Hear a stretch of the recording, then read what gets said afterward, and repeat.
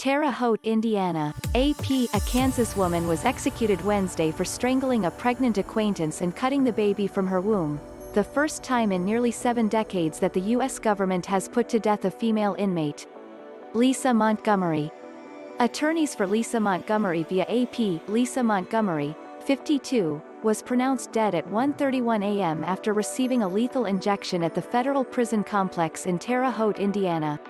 She was the 11th prisoner executed at the facility since July, when President Donald Trump, an ardent supporter of capital punishment, resumed federal executions following 17 years without one. As a curtain was raised in the execution chamber, Montgomery looked momentarily bewildered as she glanced at journalists peering at her from behind thick glass. A woman standing over her shoulder leaned over, gently removed Montgomery's face mask and asked if she had any last words. "No," Montgomery responded in a quiet, muffled voice. She said nothing else. She tapped her fingers nervously for several seconds, a heart-shaped tattoo on her thumb, showed no signs of distress, and quickly closed her eyes. As the lethal injection began, Montgomery kept licking her lips and gasped briefly as pentobarbital, the lethal drug, entered her body through IVs on both arms. A few minutes later, her midsection throbbed for a moment, but quickly stopped.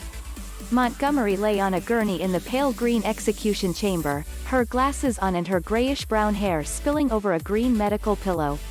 At 1:30 a.m., an official with a stethoscope walked into the room, listened to her heart and chest, then walked out. She was pronounced dead a minute later. The craven bloodlust of a failed administration was on full display tonight, Montgomery's attorney, Kelley Henry, said in a statement.